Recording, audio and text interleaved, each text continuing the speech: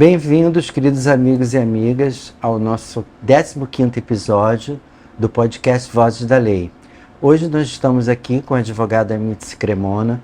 Vamos falar um pouco sobre a carreira dela e principalmente sobre sua participação no Pro Criança Cardíaca, que é uma organização incrível que está no Rio de Janeiro há muitos anos, há quase 30 anos, e a gente vai conversar um pouco sobre esse trabalho, que é um trabalho importante dentro da nossa sociedade. Boa tarde, Mitzi, tudo bem? Queria te agradecer você vir aqui hoje conversar com a gente e quero saber primeiro como é que você foi parar no direito. O que levou você, se você tinha já na família alguns advogados, ou o que te motivou para essa carreira? Primeiro, obrigada pelo convite. Posso dizer espontaneamente que estou nervosa sempre. Claro, Vi mas todos os seus programas anteriores. E uma honra estar aqui, obrigada pelo convite mesmo. O que me levou à carreira jurídica não é o que as pessoas costumam dizer. Não tenho advogado na família, não tinha tio advogado, padrinho, pai, primo próximo, né, que eu pudesse frequentar algum escritório e dizer, olha, eu realmente quero trilhar essa carreira.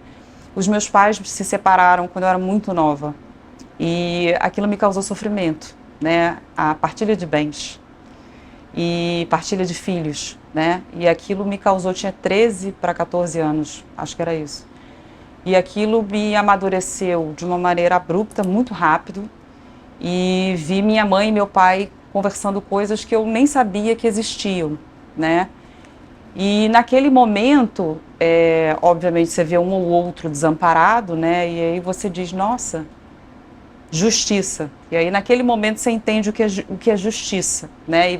E ali me veio a curiosidade do que é o certo, do que é o correto, o que é partilha, como é que a lei age nessa área de família, que foi a que eu me afastei, mas o que me levou à curiosidade do direito foi o divórcio dos meus pais. E você é carioca, né? Sou. Você estudou aonde? Eu estudei aqui no Rio de Janeiro, na British e no Colégio Andrews. Morei 3 anos nos Estados Unidos, estudei numa escola pública, lá em Boca Raton. E depois eu fui para a PUC, bolsista da PUC, e depois eu fiz FGV, e aí esse ano eu tive coragem de terminar um MIT. Me fala uma coisa, dentro dessa sua parte, vamos dizer assim, da sua começo da vida acadêmica até agora finalizando, você teve alguma referência que você buscou, que você achou, olha, esse caminho desse professor ou desse advogado é uma coisa que está me interessando e vai me levar ao curso do meu trabalho, da minha carreira? Tive alguns, né? Seria até desleal citar um ou outro professor.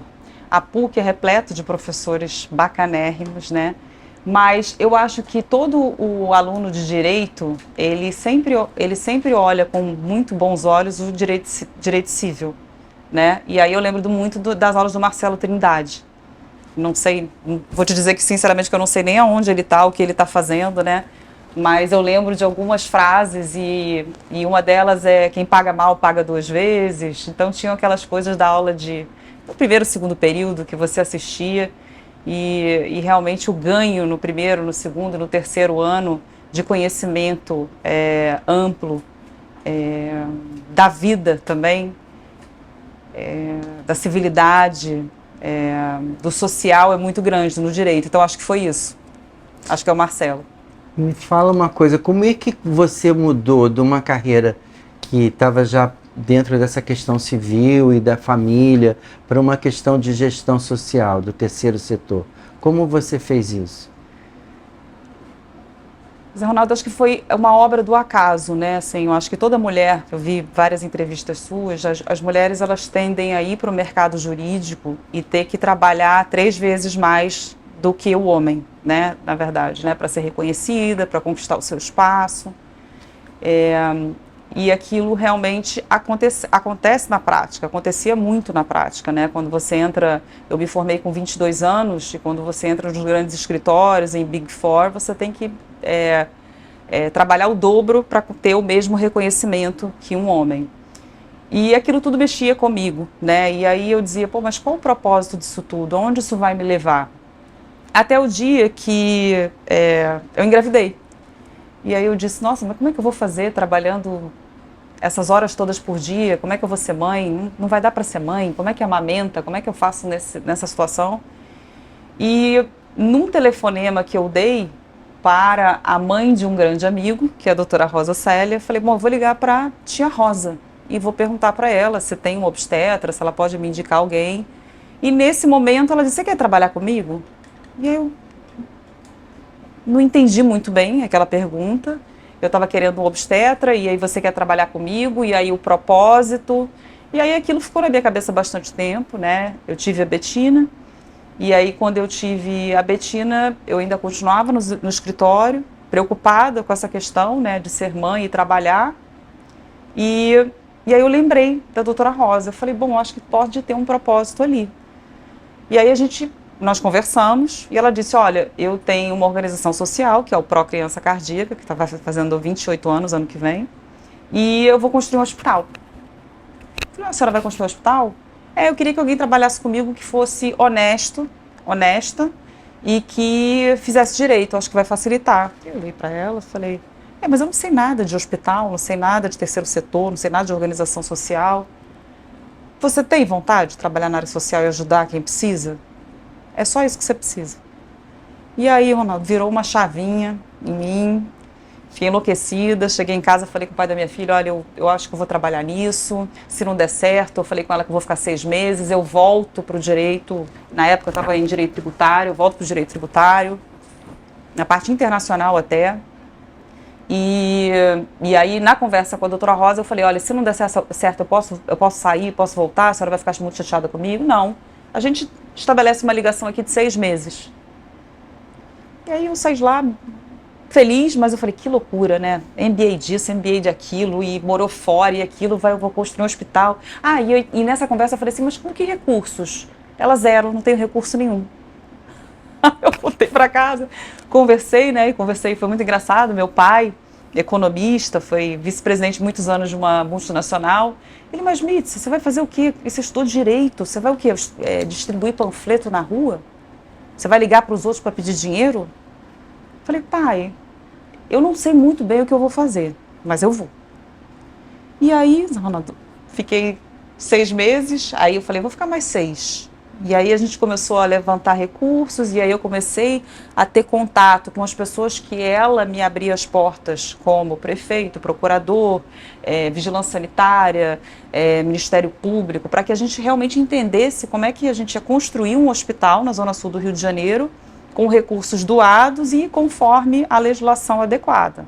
Né? Lógico que uma equipe toda por trás, mas aí entrou na corrente sanguínea, nunca mais saiu e eu, se Deus quiser, nunca mais largo o terceiro setor.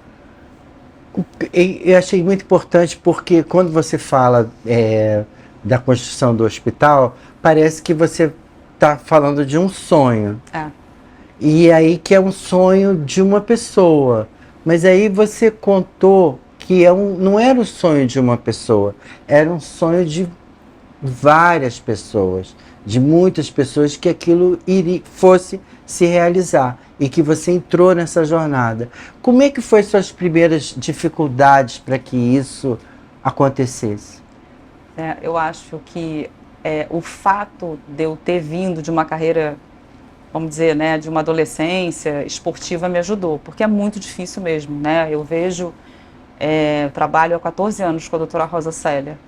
É realmente matar um leão por dia, porque são muitas dificuldades, né? Uma hora você tem recurso, outra hora não tem recurso.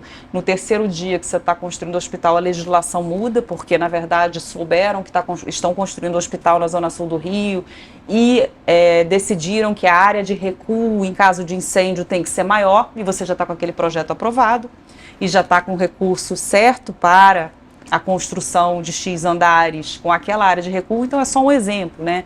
E aí muda-se o projeto, angaria-se mais dinheiro. E aí decide-se também que a vigilância sanitária quer, na verdade, que tenha-se mais bancadas para manuseio de alimentos dentro da cozinha. Então, os desafios são muitos, como para qualquer empresário, que está começando um grande negócio, quem está construindo o hospital mais ainda, e quem está construindo o hospital com dinheiro de doação, muito, muito mais.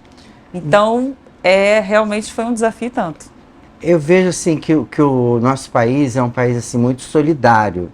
Muito. Ele tem uma questão interna muito grande, mas que há uma dificuldade em empresas e até pessoas físicas com essa questão da doação, porque passa por uma outra situação que é diferente nos Estados Unidos, por exemplo, onde doar você justifica para o governo, você justifica para a sociedade, você tem uma atitude mais de voluntário para aquilo, e que no Brasil essa questão ela se transforma nessa questão um pouco de solidariedade. Como é que foram essas dificuldades para você com as grandes empresas? Você trabalha, você vai atrás, angaria fundos, e principalmente essas questões públicas, quando você está com o hospital na mão, mas você esbarra com esses empecilhos, assim, tanto do Estado, do município, enfim, da própria questão da saúde. Como é que você... Esse é o teu dia a dia? É o dia a dia, e é muito interessante, porque voltando lá atrás, em 2018, 2009, quando você me perguntou quais são os desafios, o desafio ele começa quando você decide montar um hospital, né? O hospital, o poder público, ele olha com muito cuidado para a saúde, né? Então, eu diria, leigamente, até com mais cuidado do que com a educação, né? Então, isso gera um investimento muito grande. As empresas no Brasil também têm, hoje em dia, um zelo enorme quando você fala em receber doação, e a empresa em fazer a doação para organizações sociais. Está falando no mundo, só agora eu vou trazer alguns números, de mais de 820 mil organizações sociais no Brasil, ativas, né? E aí você entra nesse mundo da competição, que é uma competição. Eu chego para vocês, você quer investir na minha empresa social? Só que hoje você é bombardeado por mais instituições preparadas também do que antigamente. Então o desafio ele é muito grande. Só que, na verdade, aonde que está a diferença, né? Onde que a diferença acontece? Na governança dessas instituições, na transparência dessas instituições, no investimento que nós fazemos em consultorias, nos advogados dessas instituições, no conselho, né, da instituição. Então, na verdade, hoje em dia, o diferencial que antigamente era um desafio é justamente o preparo da organização social para estar sentado numa empresa de grande porte, falando de igual para igual, né? No meu caso, eu sou uma advogada, e dizendo, seu dinheiro vai ser investido nisso. E só voltando um pouquinho à sua pergunta, né? No Brasil a gente fala em solidariedade, e o interessante, o melhor seria a gente falar de responsabilidade, né? Porque o Brasil é um país muito solidário, como você falou, mas nós não entendemos como responsabilidade. É verdade. Você falou uma coisa muito certa, e que é uma nova mudança no comportamento, né? Você falar sobre responsabilidade social. Qual é o principal trabalho que você destaca do Procriança Cardíaca? Além de atender a criança, mas também, além disso, ter um cuidado maior com a família. E outra coisa que você falou, você falou em conselho.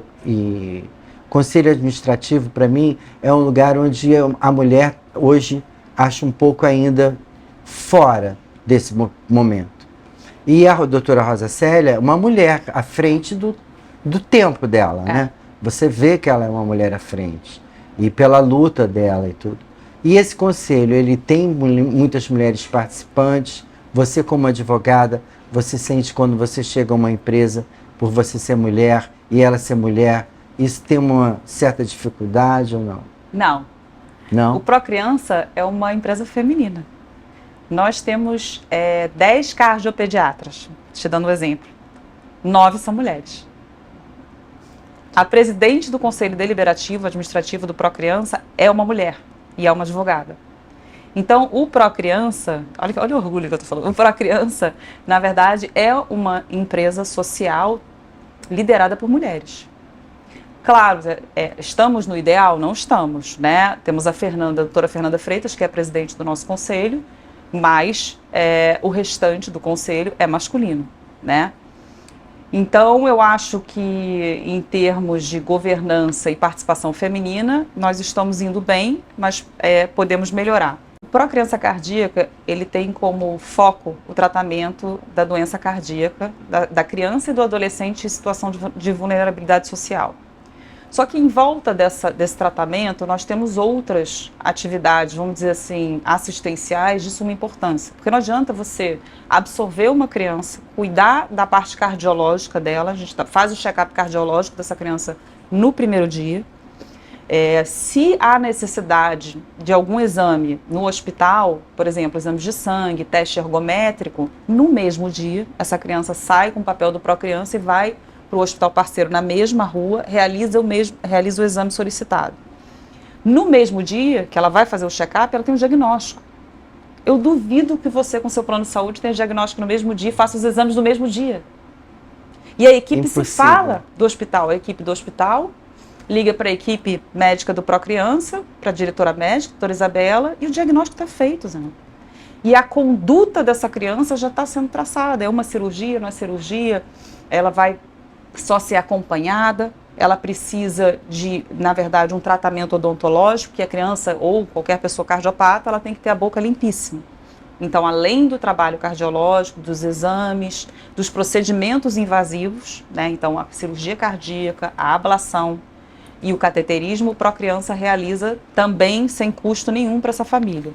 E além disso, o acolhimento ele é feito através de psicólogos, assistentes sociais que querem identificar outras vulnerabilidades da família, identificando isso, conversar com a equipe multidisciplinar do Procriança e saber aonde mais nós podemos atuar, né? Porque já basta uma criança cardiopata. Temos pedagogo, temos assistente social, temos nutricionista, porque às vezes a criança ela está abaixo do peso para enfrentar um centro cirúrgico, às vezes ela tem 2 quilinhos, acabou de nascer, e às vezes ela está com sobrepeso absurdo. Então, a gente precisa cuidar dela e da família e trazer essa cultura da nutrição melhor para essa família. Para o dia a dia da criança. Exatamente. Né? E além disso, a gente agora fechou um convênio com um parceiro em oftalmologia.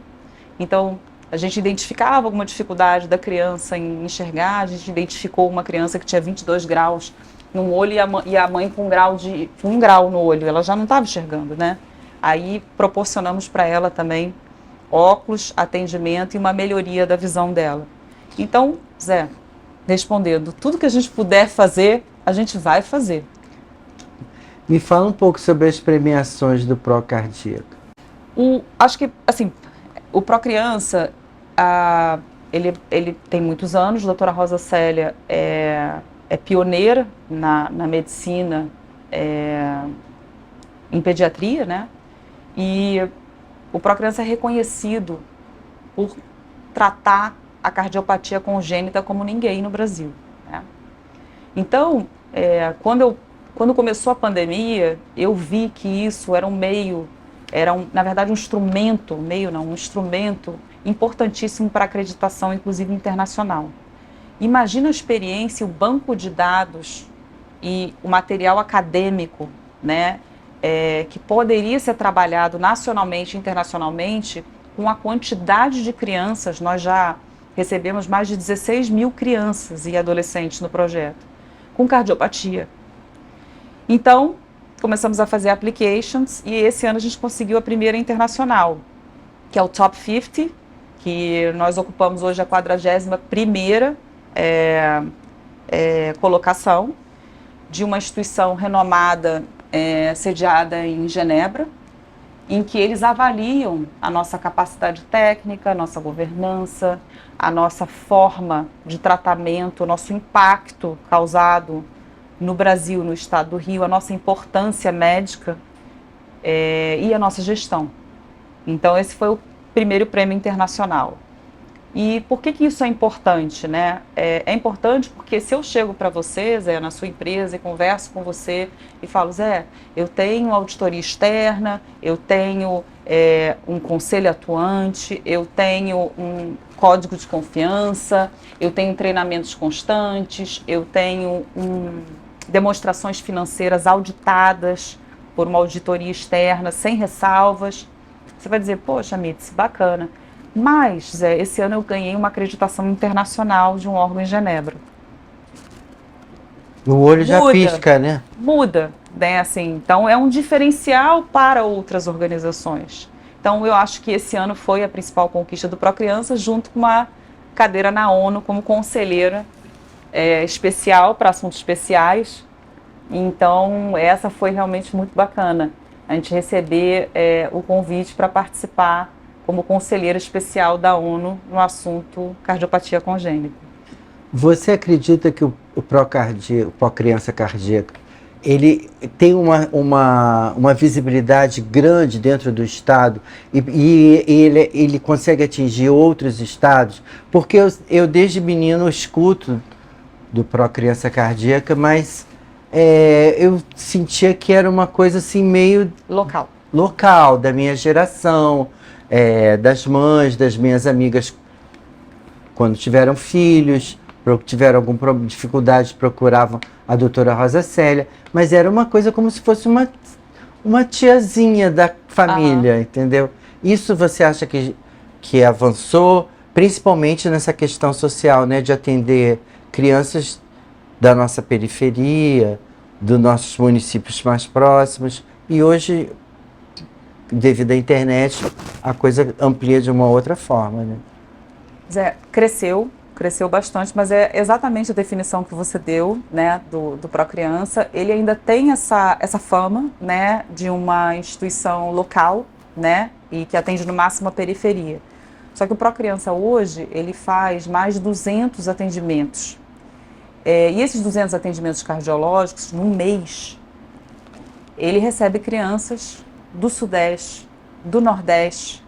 Recebemos uma recentemente do Peru. Então, o Procriança, ele tem hoje, na verdade, um respeito e uma fama na área da pediatria muito grande. Mas qual que é essa dificuldade e qual é o nosso objetivo? Que dado o posicionamento grande e irregular das unidades de saúde no Brasil inteiro, não são todos os pediatras ou a população que têm o conhecimento da cardiopatia, que seria extremamente importante para o diagnóstico precoce, para que a gente pudesse salvar aquela criança. Então, eu acho que o grande desafio do Procriança hoje, essa nossa responsabilidade, seria realmente isso que você falou, a gente crescer cada vez mais para receber essas crianças, né, tanto, mas óbvio, financeiramente, né, a gente tem um back-office importante, interessante, preparado, para receber recursos e também um corpo médico, porque o nosso corpo médico é muito específico para isso. Então, né, o sonho é realmente para que nenhuma criança morra sem acesso ao atendimento cardiológico adequado. Então, eu acho que é isso que você falou, mas houve uma mudança, mas devido ao que acontece no Brasil e o tamanho que nós temos, e a falta de informação da população e da pediatria, isso dificulta, na verdade, o acesso, vamos dizer, tempestivo da criança no nosso projeto. Você acha que você deu uma explicação muito bacana, gostei muito, mas eu acho também que queria saber o seguinte: você acha que essa é uma dificuldade do terceiro setor trabalhar com o Brasil? Como é que você vê as principais dificuldades do terceiro setor dentro da gestão nacional? A cultura dificulta, a cultura brasileira dificulta, porque a cultura, é ruim dizer isso, né? Apesar de eu ser uma pessoa extremamente positiva, a cultura, nós temos a cultura da desconfiança da filantropia, a desconfiança do terceiro setor, a desconfiança do que a organização, aonde a organização vai aplicar o seu dinheiro. Esse é o grande desafio. É você manter o interesse do empresário e do investidor social e manter a confiança, né? Você realmente estabelecer laços de confiança. E como é que você faz isso? Com muito investimento. investimento em accountability, em contabilidade, em auditoria externa, isso tudo é dinheiro, né? Eu não posso mais, por exemplo, isso que você mencionou, porque a impressão era que era uma senhorinha, uma tiazinha que cuidava de todo mundo, isso hoje não capta valores, né? Se você chega para um escritório como esse, se você chega numa empresa grande, você diz, olha, eu tenho um sonho, tenho uma pessoa que vai fazer isso. Hoje isso não drena recursos. Eu não capto recurso mais assim. Hoje você tem que mostrar uma estrutura empresarial robusta, uma prestação de contas rápida, legível para todos os públicos, para que eu consiga manter a roda da captação e, consequentemente, o nível de atendimento e de excelência de atendimento dos cardiopediatras que são pagos, dos psicólogos, dos pedagogos, das cirurgias que são realizadas no hospital em Botafogo, né? Da medicação, né? O Procriança, ele fornece a medicação até a volta, até o retorno da criança de novo para consulta. Os leites especiais, porque imagina, você opera a criança e você não fornece o leite especial que ela precisa. Então, é um desafio constante, acredito, não tenho experiência internacional, mas tudo que eu leio e estudo é mais difícil. Aqui no Brasil, sim. Apesar do que você falou brilhantemente, de ser uma sociedade muito solidária. Me fala uma coisa, dentro dessa governança que você falou do Procriança Cardíaca, qual a inovação que você acha que você pode melhorar, vamos dizer assim, para que isso tenha um resultado mais específico dentro do setor da saúde, dentro dessa questão, principalmente da gestão social? O que você acha que tem que ser inovado? Como é que você olha seu Procriança Cardíaca e diz, olha, eu acho que a gente pode fazer isso aqui. O que você acha que é? Zé Ronaldo, eu acho que, na verdade, são várias inovações, né? Se uma empresa normal, privada, uma associação privada, ela tem desafios diários de estar sempre inovando, uma instituição do terceiro setor, ela tem o dobro, né? Então, eu acho que o desafio é o pioneirismo, né? Realmente o Procriança está à frente do seu tempo em termos administrativos e de medicina. Né? Então, e isso requer muito investimento. Então, a inovação por exemplo, o que nós conquistamos do ano passado para esse ano, que foi estabelecer um convênio com o INCOR, que é o maior hospital da América Latina. E nós estabelecemos, na verdade, um acordo em que ambos vão trabalhar. Não é o Procriança que está conveniando com o INCOR para aprender com o INCOR. O INCOR também quer entender como é que a gente faz a captação privada, porque ele é público-privado. Ele quer entender como é que a gente faz o atendimento de ponta a ponta, porque o INCOR, ele recebe a criança do Brasil inteiro, ele faz 400 cirurgias por mês e devolve a criança para o estado de origem. Como é que o Procriança faz diferente tratando de ponta a ponta? O Procriança é a única instituição do Brasil que recebe a criança, o bebê, o adolescente para um atendimento ambulatorial e ele só dá alta, só libera a criança no final, na alta. Ela não volta para o SUS, para o CISREG, para o Sistema Público de Regulação, para o dentista. Ela não volta depois para ter que voltar no cardiologista. Ela não volta depois para ter que procurar o dermatologista, porque ela tem o dermatologista no Procriança. Então, isso que o Procriança faz, essa linha de atendimento assistencial ligada à cardiologia, interessa ao INCOR. E nós nos interessamos pela medicina, pela robótica, pesquisas acadêmicas, que o Procriança também faz, junto com o Instituto MOL. Então, o Procriança, ele precisa, o grande desafio nosso é estar conectado com grandes organizações, linkados a grandes pesquisas científicas e à frente do tempo também na gestão. Eu queria que você falasse agora para nossos ouvintes esse papel principal do Procriança Cardíaca, como a pessoa pode chegar até vocês, como é que vocês fazem esse atendimento. Queria que você colocasse para a gente assim, o que você acha de importante destacar dentro do teu trabalho como gestora social e também como o trabalho do Procriança Cardíaca. Porque aquilo que você falou, a informação ela tem que correr. Ela não precisa só você saber, não, tem uma pessoa, tem o Procriança Cardíaca. Não, ó, eu quero que vocês agora escutem um pouquinho sobre o nosso trabalho. Então tá. Então, primeiro, foi muito interessante a sua pergunta, porque eu tive uma oportunidade de falar no Poder Judiciário. E aí me fizeram essa pergunta: como é que eu consigo falar que existe esse atendimento do Procriança? O que a criança faz, a mãe faz para chegar no Procriança? E aí eu falei, Zé Ronaldo, eu falei só assim, liga para o número 3239-4500 e marca uma consulta. E acabou. E aí, não, mas calma aí, tem que mandar que documentos? Não, nenhum, você liga e você marca a consulta. Mas, assim, tem que mostrar a declaração de imposto de renda, tem que mostrar algum atestado, tem que mostrar algum encaminhamento. Você liga 3239-4500 e marca a sua primeira consulta. E por quê? Porque o acesso ao Procriança é universal, né? Nós não fazemos nenhum tipo de peneira, porque a mãe, o pai, a tia, a avó que está precisando desse atendimento, não é a primeira vez, ela está procurando no Brasil inteiro. Ela já falou com o vizinho, ela já falou com o líder comunitário, ela já foi na UPA, ela já foi na unidade familiar mais perto, ela já falou com Deus e o mundo. Então, assim, o acesso é universal. É ligar, marcar e ter o número da carteira do SUS. Não tem? Marca, vai lá na emergência, depois você liga e dá o número da sua carteira. É simples assim. Então, esse é o nosso trabalho. E por que ele funciona? Justamente porque o Procriança Cardíaca, isso é importante e relevante falar, não tem convênio com o SUS.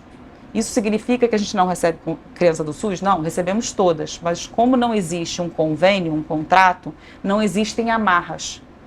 E não existem implicações burocráticas que façam que as médicas tenham que observar que a criança é de fora do município, que a criança é de outro estado, que a criança fez 17 anos e 12 meses, 11 meses, e aí ela já teria que sair da área de pediatria, que a criança também tem um problema neurológico. Então, existem amarras, não estou dizendo que são erradas, né, que na verdade, para salvar uma criança, elas dificultam o trabalho médico. Então, a libertação do convênio foi importante para o Procriança. E até o convênio com outros planos de saúde também, né? Na verdade... Não tem convênio. Não, lá é 100% gratuito e 100% doação privada. Que tá? bacana. Então, isso permite uma liberdade de trabalho, mas todo dia a gente tem que jogar peteca e captar recursos, porque não tem nenhuma entrada fixa baseada em algum contrato. Que bacana. Queria agradecer você ter vindo aqui hoje. Gostei muito do que a gente falou, principalmente para essa questão do advogado procurar também essa área, que é uma área de trabalho. Não é uma área só que você está lá fazendo a bondade, sendo solidária. Não, é uma área de trabalho. E queria que você falasse um pouco, só mais um pouco, sobre essa questão para as pessoas que estão se formando, entender um pouco que esse trabalho dentro do direito é um trabalho de gestão, como uma outra empresa qualquer, e que você, como mulher, principalmente para as advogadas, que elas têm que ter um pouco esse olhar. Então, vou te trazer mais dados interessantes, né? O número de organizações do Brasil, que é mais de 800 mil, desse número, apenas 1% são organizações sociais ligadas à saúde. E desse 1%, nós empregamos, desse 1% do mundo da saúde, 37% da força de trabalho. Organizações sociais na área de saúde. E o terceiro setor em si, no Brasil, de 4 colaboradores, 3 são mulheres. E o que torna essa força, né, o que torna essa força feminina na verdade, o propósito que nós mulheres temos do olhar, do cuidar do outro, né? Então, o que eu posso dizer, como apaixonada pelo terceiro setor e advogada, é que existe um mercado de trabalho bacana demais, com propósito, com uma capacidade de estudo e de trabalho em diversas áreas, a área da saúde, a área da educação, a área de direitos humanos, a área ambiental, né? E quando você está gerindo uma organização social, além de, óbvio, ser uma responsabilidade absurda, né? Porque ainda mais eu que trabalho para mim, com a pessoa mais importante do Brasil na área do terceiro setor e na área da saúde, que é a doutora Rosa Célia. Então, para mim é uma honra, mas uma responsabilidade imensa trabalhar com ela e para ela. Eu entendo que é um diferencial absurdo, porque você está trabalhando, você está entregando inclusões sociais através da saúde, através da educação, através de direitos da mulher, direitos trabalhistas, e você é bem remunerado, né? Óbvio que pode melhorar, né? Porque o terceiro setor ainda é um pouco visto como um trabalho, vamos dizer, não diria lúdico, mas diria um trabalho que a mulher... Quase romântico. Romântico, eu gostei quase romântico, mas é apaixonante. Eu acho que quando o terceiro setor morde, o social morde, você está ali no dia a dia, você sobe as escadas, fica o convite para todos conhecerem o Procriança, você sobe a escada do Procriança, você vê as famílias sendo atendidas, você vê as mães te agradecendo, você vê aquela energia da esperança. Não dá para fazer mais outra coisa. Queridos amigos, conversamos hoje com a advogada Mitzi Cremona. Ela trabalha no Procriança Cardíaca, um trabalho incrível, muito importante para a nossa sociedade, muito importante para que as pessoas conheçam o trabalho do Procriança Cardíaca.